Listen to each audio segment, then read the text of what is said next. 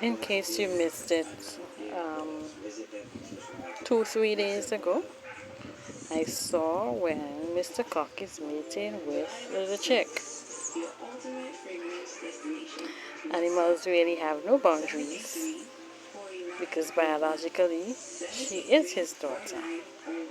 I'm not sure if it's the first time, but she seems to have been caught off guard